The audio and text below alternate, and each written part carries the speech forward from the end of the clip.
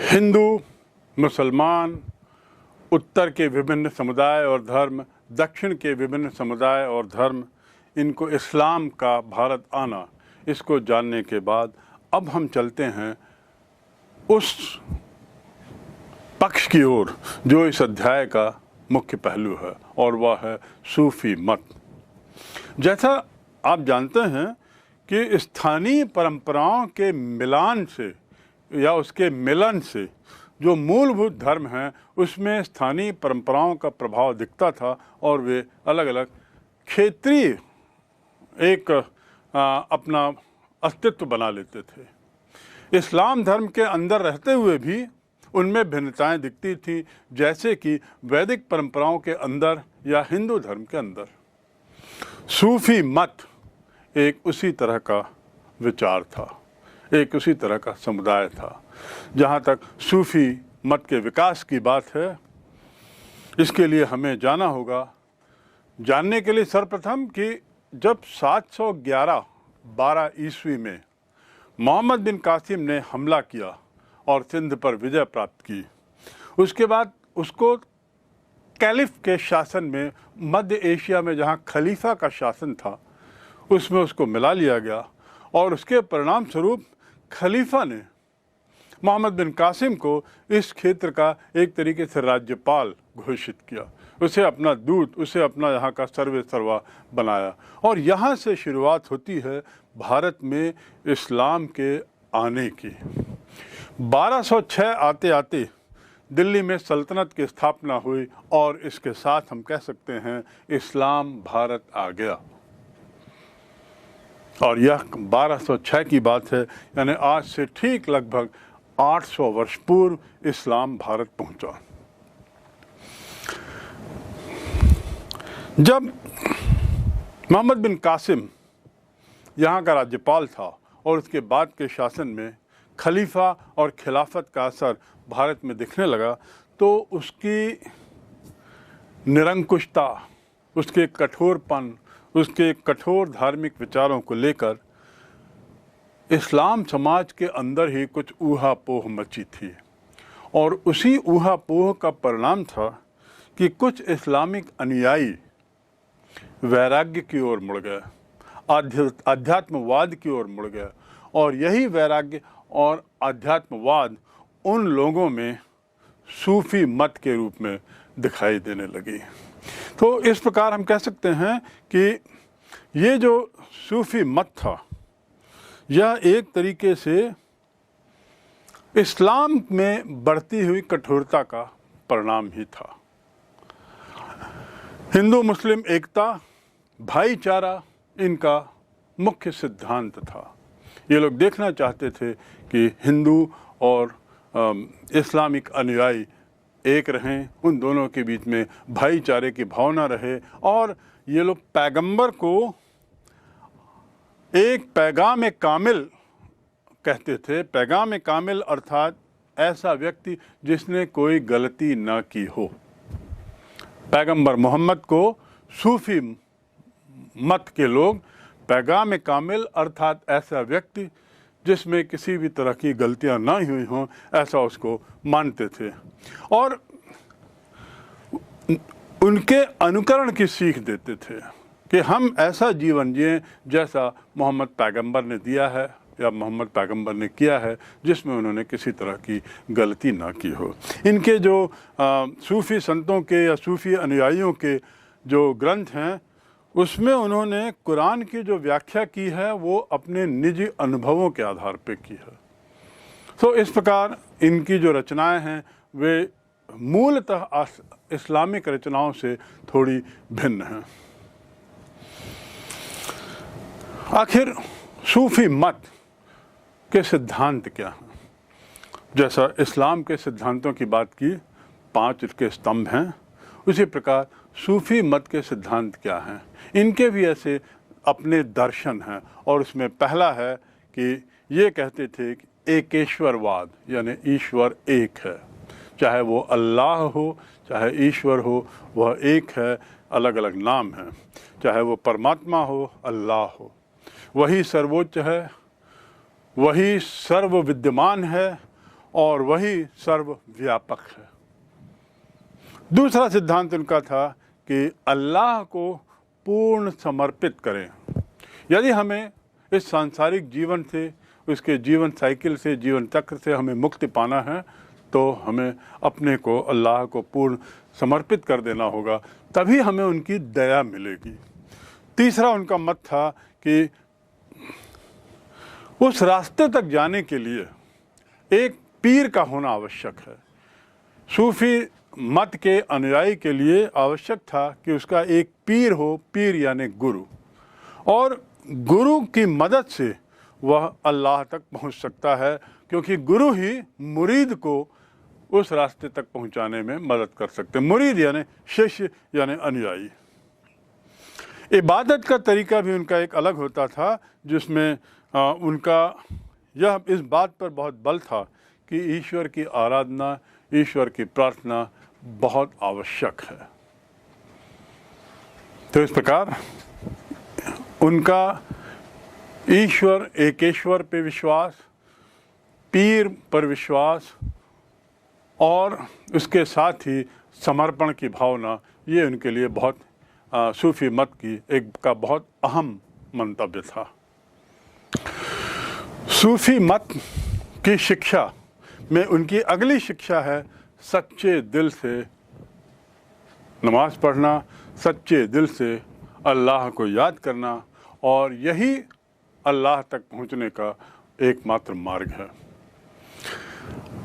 आखिरी 3 शिक्षाओं में उनका यह भी कहना था सूफी लोगों का कि अल्लाह हर एक के लिए दयालु है, सबको समान मानता है, सब अल्लाह के बंदे हैं, और इसलिए किसी भी तरह का वह भेदभाव अल्लाह नहीं करता, ऐसा उनका कहना था। इसीलिए किसी डरने की ज़रूरत नहीं है, और अच्छे कार्यों से उनके और निकट पहुंचने का हर एक मुरीद को, हर एक सूफी को हर एक व्यक्ति को प्रयास करना चाहिए। सांसारिकता के त्याग पर सूफी लोगों ने काफ़ी बल दिया, सूफी संतों ने, सूफी पीर ने। सांसारिकता का त्याग यानी जो संसार का जो मोह माया है उससे दूर रहने के लिए उन्होंने कहा, उसका परित्याग करने के लिए किया, किसी तरह का लगाव ना हो, ऐसा उनका कहना था। और अल्लाह को पाने की सतत कोशिश में ये सांसारिकता आड़े आती है, इसलिए दूर रहना ज़रूरी है। इनकी शिक्षाओं में यह भी समाहित था कि भगवान तक पहुंचने का मार्ग, अल्लाह तक पहुंचने का मार्ग सबसे बढ़िया है संगीत के माध्यम से, और संगीत इसी प्रकार उनके भक्ति प्रेम का एक बहुत अहम हिस्सा हो गया। उनका कहना था कि यदि हम अल्लाह से प्रेम करें और भक्ति यानी अपने को अल्लाह पर समर्पित कर दें, संगीत का माध्यम अपनाएं, तो मन में बुरे विचार नहीं आते, और यही ईश्वर को पाने की पहली कुंजी है, ऐसा सूफी संतों का मानना था।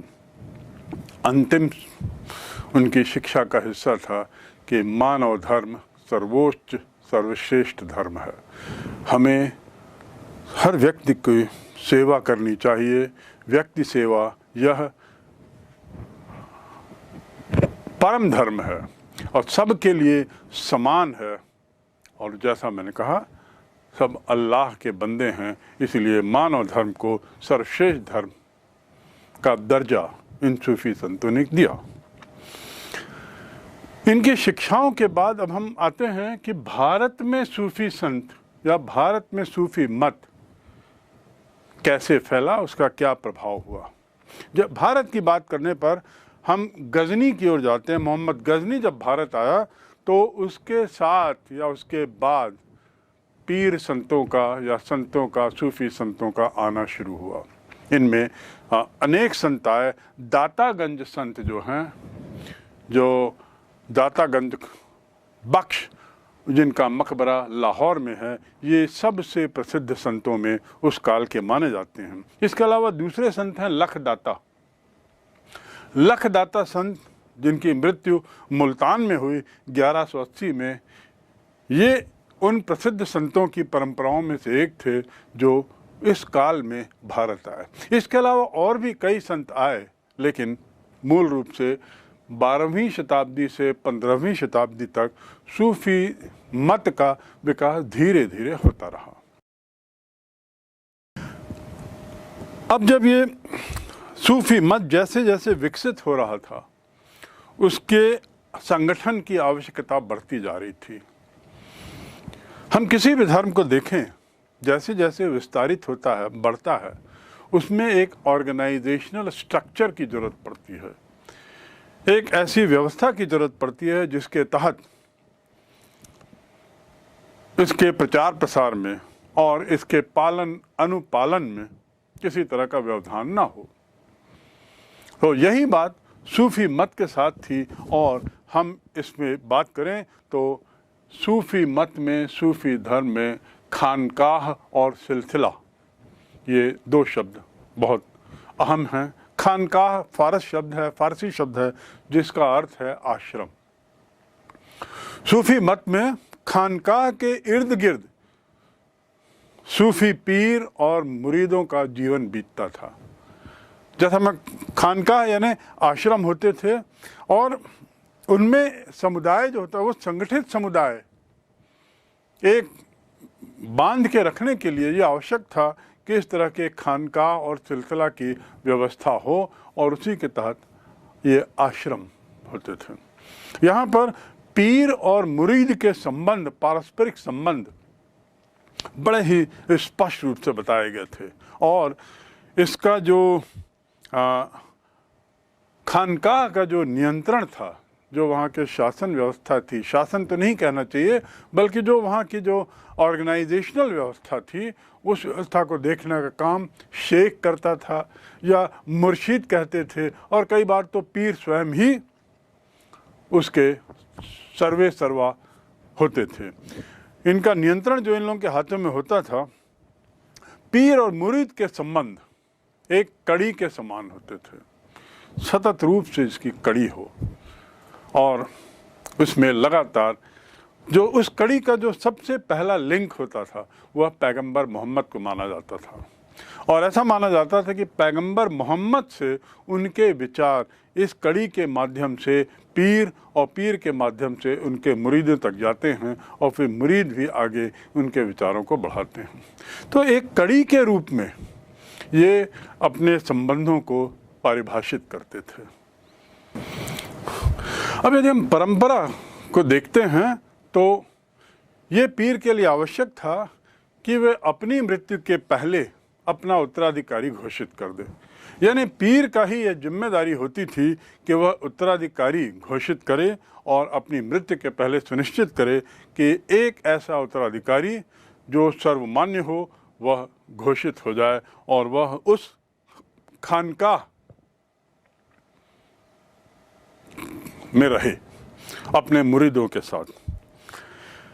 पीर के द्वारा घोषित किए गए उत्तराधिकारी को वली कहते थे और वली का कार्य था कि वह इस काल में अपने उत्तराधिकारी के घोषित होने से लेकर अपने पीर के स्वर्गस्थ होने तक की मृत्यु तक वह पीर की परंपराओं को, पीर के विचारों को, पीर की शिक्षाओं को सीखे और स्वयं पीर बनने पर उसे आगे बढ़ाए। सूफीवाद में कई पंथ हुए, स्वाभाविक है क्योंकि उसमें क्षेत्रीयता का भी समायोजन होता गया, स्थानीय परंपराओं का भी सम्मिश्रण होता गया, तो थोड़े थोड़े परिवर्तन अलग अलग जगह आए, जिसका परिणाम था उसमें भी कई पंथ बने, जिसे हम सिलसिला, सूफी भाषा में उसे सिलसिला कहते हैं। सिलसिला, ये सिलसिला एक तरीके से एक संगठित व्यवस्था थी और एक सिलसिला का मुखिया एक पीर होता था, एक संत होता था। तो एक संत के मातहत वह संगठित व्यवस्था सिलसिला कहलाती थी और जैसा पूर्व में बताया गया, ये एक तरीके की कड़ी थी, एक तरीके की जंजीर थी, जिसकी पहली कड़ी को पैगंबर मोहम्मद के रूप में देखा जाता था और ऐसा माना जाता था कि इस कड़ी के प्रारंभ से, वहीं से पैगंबर मोहम्मद से ही आध्यात्मिक शक्ति और साथ ही उनके आशीर्वाद पीर से होते हुए फिर मुरीद तक पहुंचते हैं। प्रत्येक सिलसिले का नेतृत्व एक पीर करता था और वो संत ही होता था। मुरीद की दीक्षा के लिए विशेष तरह के अनुष्ठानों की व्यवस्था की गई थी, नए नए अनुष्ठान ईजाद किए गए थे और उसमें ये शामिल था कि जो दीक्षित है वह ऐसा करते वक्त वचन देगा और साथ ही अपना मुंडन करा के वस्त्र धारण करेगा, विशेष वस्त्र धारण करेगा। इस प्रकार ये जो परंपरा है, ये जो सिलसिला और खानका, इसको सतत रूप से निर्बाध गति से चलने के लिए एक व्यवस्थित परंपरा ईजाद की गई और जिसका पालन, परिपालन, अनुपालन क्षेत्रीय स्तर पर थोड़ी भिन्नता के साथ होते रहा। भारत में सूफी सिलसिले दो प्रकार के थे, एक बाशारिया और दूसरा बेशारिया। बाशारिया और बेशारिया। बाशारिया का अर्थ वह इस्लाम जो शारिया का पालन करने वाले सिलसिले के तहत आता है, यानी जो लोग शारिया का पालन करते थे वे बाशारिया कहलाते थे और बेशारिया जो शारिया में से नहीं वास्ता रखते थे, जो शारिया से बंधे नहीं थे, वे बेशारिया कहलाते थे। खनका, जैसा मैंने बताया, एक तरह के आश्रम, तो खनका का तिरस्कार कर रहस्यवादी तरीकों से रहना, फ़कीरी ज़िंदगी जीना, निर्धनता का जीवन जीना और उसके साथ ही एक तरीके से ब्रह्मचर्य में विश्वास करना, यह बाशारिया का हिस्सा था। और ये लोग बेशारिया के विचारों पर कतई विश्वास नहीं करते थे। इन लोगों को बाशारिया के इसके जो अनुयायी थे, जो बेशारिया के जो अनुयायी थे, इन्हें कलंदर, मदारी और मलंग, हैदरी आदि उपनाम दिए गए थे। तो बेशारिया और बाशारिया दो अलग अलग तरह के सिलसिलों का प्रादुर्भाव भारत में हुआ।